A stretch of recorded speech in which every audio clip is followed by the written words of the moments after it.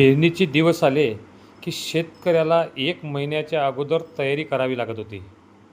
त्याचा तो आकड्या, त्याला ॲडव्हान्स देणे, उन्हाळे, त्यानंतर त्या शेती उपयोगी जे अवजार राहतात त्यावेळेस लाकडी होते ते लवकर तयार करून घेणे. म्हटल्या 4-4 जोड्या राहत होत्या. पण त्यावेळेस आधुनिक शेतीत ट्रॅक्टर नव्हता. तो जेव्हा पेरण्याचा लवाजमा घरून जात होता तेव्हा ते दृश्य और काहीच होतं. हिंदू संस्कृतीची परंपरा जपण्यासाठी खटल्यातील पाटलीन त्या बैलांची पूजा करत होती, त्यांना घास भरवत होती. पण आज परिस्थिती अशी निर्माण झाली की भाड्याच्या जोड्या सांगितल्यामुळे तो जोडीवालासुद्धा घरी येत नाही.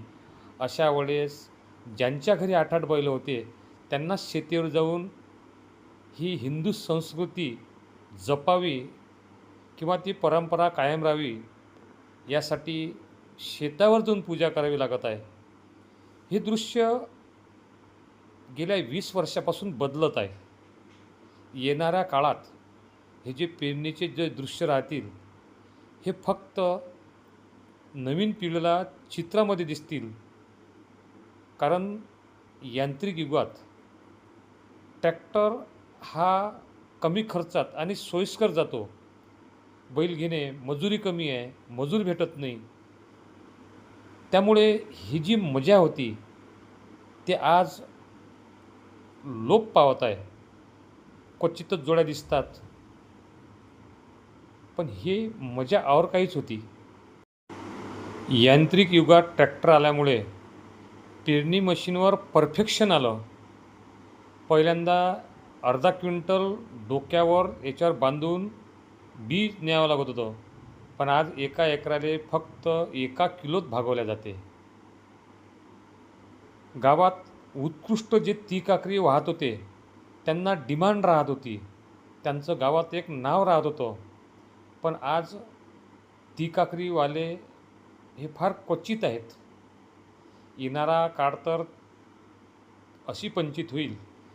काकरी कशी जुतावी ही सुद्धा काही नवीन पिढीतील लोकांना जमणार नाही. शेवटी काही ठिकाणी बैलाशिवाय पर्याय नाही.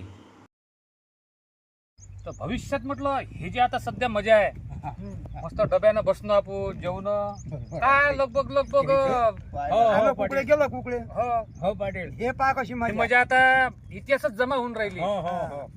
ढोरोगिरी गेले सगळं. पण खायची थोडीशी अर्धी असती का नाही, जरा मजा आली असती. मग तर बोलायचंच काम नाही. पण या उन्हाच्या ना म्हटलं जरा तळफाव होते ना. नाही होत ना. आता हे बरं ती बरोबर. नवीन लेकरायचं आता जोड्या फोडा काही वायत नाही. ट्रॅक्टर वाल्याच तर लोक सापडत नाही. काय म्हणते ऊन रे? हो. पण आता हे पेरणं आपण जे करू राहिलो का नाही सुभाष भाऊ, तर हे निरा जुवाचं आहे. आता पाणी येते का नाही पहिल्यासारखं पाणी नेत ना. काय म्हणते ऊन तर राजू लयच आहे. पण जुन्या काळात तर लोक असेच पेरत राजू. हो, पण ते त्यावेळेस झळ्या लय राहत ना पाटील. हो, झळाच्या ना वायात. हे नव्हतं ना, असं वातावरण नव्हतं. हा. वातावरण नव्हतं त्यावेळेस. हो. काय म्हणते निलेश काकरी व्हायला. आता काकरी व्हायला नाही नेत ना. लहानपणांदा सरळ काकरी वाहत. हो.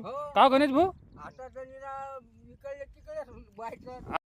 असे शेतीतील विलोभनीय डोळ्याचे पारणे फेडणारे दृश्य येणाऱ्या काळात इतिहासात नक्कीच जमा होतील असं म्हणण्यास काही हरकत नाही.